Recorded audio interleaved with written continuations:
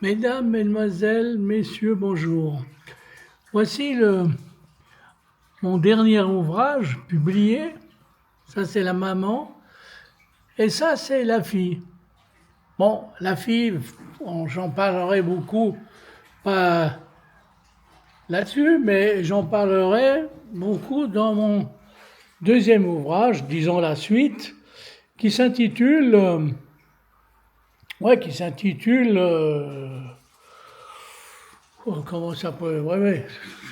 Excusez-moi, je suis en train de, vous savez, je suis un peu troublé parce que c'est ma nouvelle caméra et puis j'ai pas tellement l'habitude. Ma femme me dit parce qu'elle fait du bruit, parce qu'elle est en train de laver une de mes chemises, hein, parce que c'est des chemises en coton. Hein. Hein, c'est des chemises en coton. Ouais. Malheureusement, comme c'est des bonnes qualités, elles n'arrivent pas à rétrécir.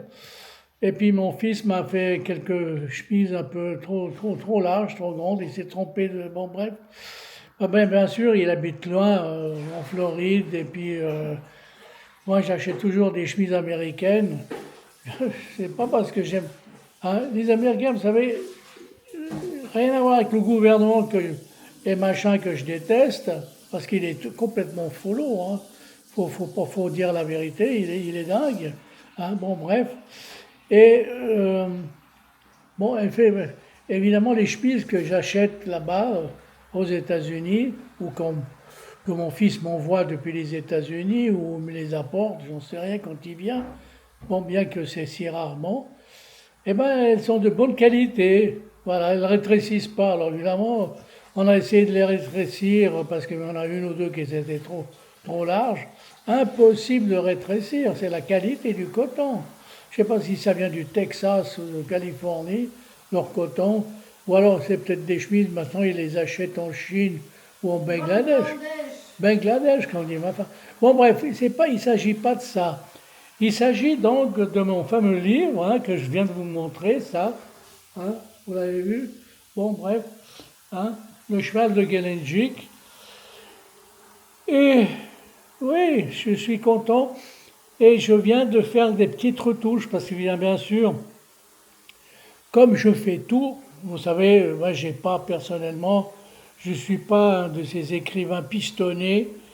Puis en même temps, j'ai pas envie de perdre mon temps pour des discussions à n'en plus finir avec les éditeurs. Bon, bref, je fais presque tout moi-même depuis un certain temps, depuis très longtemps aussi, pas un certain temps. C'est parce que j'ai pas envie de discuter avec des gens qui se croient des seigneurs de l'édition. Puis en réalité, bah, ils ne savent pas écrire une ligne, hein, ou ils n'écrivent pas. Hein. J'ai jamais vu un grand éditeur publier des bouquins. Bon, bref, ils aiment l'édition, ils aiment les bouquins, mais ils n'aiment pas écrire, ou j'en sais rien. Bon, alors pour vous dire, le cheval. Donc j'ai corrigé, il y a des petites erreurs, il y a toujours des petites erreurs. Peut-être il y a peut-être des fautes de français, mais je n'ai rien à foutre. Vous savez ce que je veux dire? Parce que j'ai toujours dit, c'est quand même les écrivains qui font la langue, et c'est pas les linguistes ou les professeurs de français qui décident comment il faut parler ou comment il faut écrire. Hein? Et suivi les temps changent parce que le français d'aujourd'hui, c'est pas le français du Moyen Âge et ainsi de suite, hein, ni au début de l'époque polaire. Bon, surtout que personne ne parlait à cette époque, c'était tous des grosses bêtes féroces. Bon, bref, l'être humain était encore à l'état, bon, bref, nul, nul. Bon, ben, il est toujours un peu nul. C'est pas, ça ne veut pas dire que je suis meilleur que les autres. Je suis aussi nul parce que sinon, ben, je ne me mettrais pas à écrire. Parce que le fait d'écrire aussi, c'est pour devenir un peu moins nul, n'est-ce pas? C'est pour s'améliorer, philosophiquement parlant, c'est ce que je veux dire, moralement. Hein? Bon, c'est bizarre parce que des fois la tête, on dirait une tête chercheuse, elle est vraiment très intelligente cette caméra. Hein? Ouais. Bon, alors voilà ce que je vais vous dire. Tout à l'heure, je ne veux pas me fâcher, parce que tout à l'heure, je me suis fâché en bas avec un bonhomme qui s'occupe des vieillards, des vieux. Bon, ben, moi, je suis pas vieux. Hein. Bien que j'ai 80 ans, j'ai l'impression d'avoir 18 ans. Hein. Mais c'est vrai, pourquoi je me suis fâché? Et c'est vrai qu'il ne faut pas que je me fâche, parce qu'après, j'ai pris la tension hein, artérielle, bien entendu. Et puis, j'ai constaté que ça monte. Hein. L'autre jour, à cause de la caméra qu'il fallait la mettre sur je sais pas quoi, sur Internet et tout ça, eh ben, vous vous rendez pas compte, hein, ma tension est montée, puis après j'ai dû me calmer pour qu'elle descende. Donc, à un certain âge, ouais, malgré qu'on cherche la sagesse, on cherche à évoluer en écrivant, il y a toujours une bête en nous. L'animal est en nous. Les hommes, l'être humain est un animal.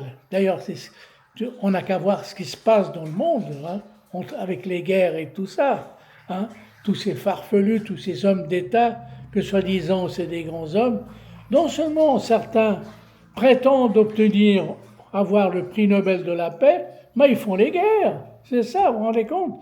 C'est ce que je disais pas tout à l'heure, il y a quelques jours, j'ai écrit quelque part que mais de nos jours, même les plus grands assassins rêvent un jour d'avoir le prix Nobel. Faut quand même pas exagérer. Hein. Bon, c'est vrai qu'on a donné fois des prix Nobel à des personnes de la paix, hein, sans compter les autres et les magouilles sûrement, hein, parce qu'il doit y avoir des sacrés magouilles. D'ailleurs, le système des prix Nobel, c'est uniquement les professeurs qui ont le droit de citer des personnes. Je trouve ça aberrant, c'est pas normal qu'il faut être cité par les autres. Hein. Pourquoi pas faire sa propre candidature? On sait jamais, on ne sait pas pourquoi. Vous n'avez le droit pas de vous proposer. C'est une absurdité. Il faut qu'ils le sachent, c'est l'Académie suédoise. Hein. Bon, il faut dire qu'il ne faut pas oublier que le prix Nobel de la paix, c'est donné pas par la Suède, mais par la Norvège. Hein. Bon, bref, je ne sais pas si c'est la même académie ou si c'est. Bon, ils se sont partagés. Bon, il faut bien partager certains travaux. Je ne sais rien comment ça fonctionne. Hein. Voilà ce que je veux vous dire, mais c'était en quelque sorte, moi qui ai horreur de la publicité, c'est pour pas parler pour un bouquin que je suis content d'avoir écrit, parce que c'est une ville que j'adore. Hein. Si vous n'aimez pas la Russie, aimez au moins Gelendzhik. Gelendzhik. Ah, Gelendzhik. Moi, j'ai vécu 2 ans et demi, pas tout à fait 3 ans, mais j'ai trouvé des gens fabuleux. C'est Gelendzhik, c'est waouh. Il y a 2 villes que j'adore. Bon, Saint-Pétersbourg, c'est aussi une très belle ville, hein, euh, qu'il faut voir si vous allez en Russie. Mais c'est Viborg.